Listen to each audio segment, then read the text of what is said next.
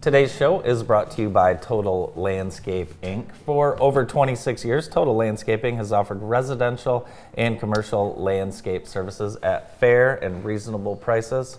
Free estimates and fully insured. Call them today at 517-764-3626, totallandscaping.com. Joining us now is Jackson County Health Department Deputy Health Officer Matthew Budd. Good morning, Matt. Good morning. Thanks Morning, for having Deputy. me. Thanks. Morning. Want some Pepsi? No, I said good morning, Deputy. Oh, Deputy. No, I'm okay without the Pepsi. Yeah, this morning. is something that I wouldn't recommend. Yeah, absolutely. It's bad for We your have health. National Nutrition Month actually coming next week, so we can talk a little bit more about that. Yeah, these are not for, I mean, these are dangerous. Yeah, I think so. Yeah, and it's really the foods that have a lot of sugar tend to be the cheapest. Right? It's that. The cheapest, yeah. But here today, I wanted to talk a little bit about World TB Day. What is TB? So thank you very much. TB is tuberculosis. Tuberculosis. So something we don't talk about too much here in the U.S. very much. Yeah. But it's still a very common problem worldwide. It's actually the leading infectious disease killer worldwide, except for COVID these last couple of years, killing about 1.5 million people a year. No That's kidding. amazing. So everyone's heard tuberculosis. What is it? So tuberculosis is caused by a bacteria. The bacteria was found in the late 1800s and on March 24th, which is why we commemorate that day. The bacteria is commonly associated with respiratory disease, so infection in the lungs, people get it and it causes cough, bloody cough, fever, night sweats, unexplained weight loss, and it is very contagious, airborne disease, so just being in the same room as somebody else, talking with somebody else, can spread the disease onto others. It was a big problem a long time ago because, well, the American Lung Association used to be known as the American Tuberculosis and Respiratory Disease Association because it was the primary lung disease that people could contract.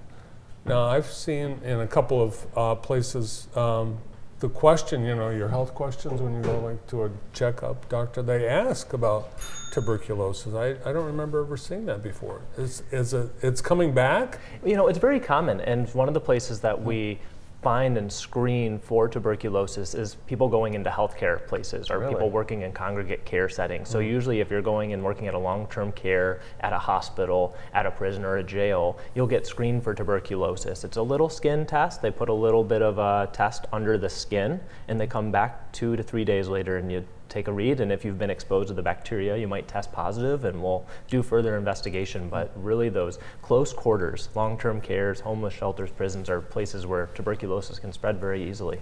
Is there a treatment? I haven't seen a tuberculosis aisle at the pharmacy. Right, and we don't have the iron lungs anymore. Right.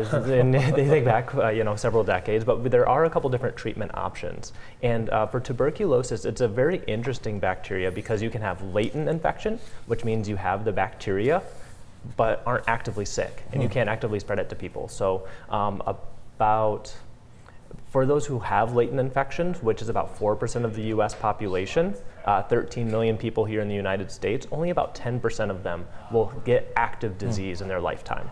So you can treat latent infection. It's a course of different medications over 3 to 5 months, 3 to 6 or 9 months, depending on the treatment track you go. But if you're actively sick, treatment can take up to a year.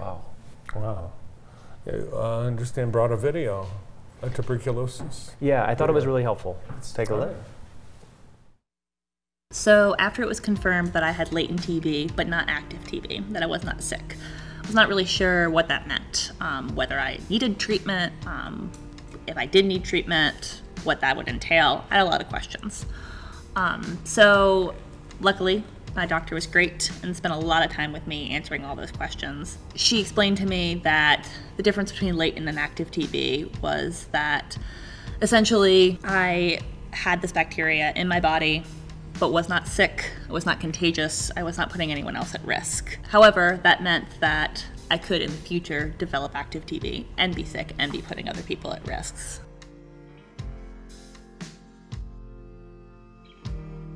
A couple different treatment options were presented to me. One was a more traditional 9-month treatment option, but the other was a newer option that was only 3 months. And while my doctor presented the pros and cons of both, she definitely recommended the 3-month option. I'm really glad that I decided to take preventative therapy for my latent TB. Even though there were side effects and it was 3 months of treatment, at the end of the day, now when I'm sick, I'm not worried that I have TB. And I know that it was handled and taken care of, and I have a lot more peace of mind. I would love people to have more awareness about TB and how easy latent TB could be treated, so that maybe people would get tested more, and we would have less issues with people having active TB and being sick and contagious. That's interesting. Is it a uniquely United States problem, or is it global? So tuberculosis is very much a global problem. Okay. So really we look at parts of Asia, South Africa, Eastern Europe and South America. There's some hot spots there, and really with the war in Ukraine, we're seeing a huge rise in tuberculosis cases there. And really we see it a lot when there's war, when there's conflict, when there's great migrations of people, because there's less treatment options. If it's a 3 or 9 or 12-month treatment option, you don't have those treatments. You have to start from scratch, and then there's more spread. Is it easily communicable? It is. So it's easily communicable because of those family connections and those friend connections. Generally, a short interaction with somebody with active tuberculosis, you're not going to be at a tremendous amount of risk. But if you have multiple contacts, if you have prolonged contacts, and you're breathing close to one another and talking with one another, much like COVID we've seen the last few years, airborne diseases, you can catch them, and you might not notice until after that. Are there symptoms, like besides your skin test? Are there some things that someone should be watching out for? Absolutely. So if you've been around somebody who's been sick for 2+ weeks and that cough just won't go away, that could be a sign. You have tuberculosis right now? Because if you do, we had a problem. But those are some of the big things we see right away. And then longer on, if somebody continues to be sick, they have that unexplained weight loss, or they're complaining of night sweats, or if they're coughing up blood, those are true signs that they should really be tested for tuberculosis. If you're coughing up blood, it's time to check in. Go see somebody. For sure. Yeah, you can't fix that at home. No, hire a professional. And is there a point where you've ignored the warning signs for too long that it could be a fatal illness? Yeah, so untreated tuberculosis has a mortality rate of over 50%. Wow. So, but I like to think we're pretty good. Public health in the U.S., we don't see too many tuberculosis cases. We see, less than 10,000 active cases in the U.S. per year.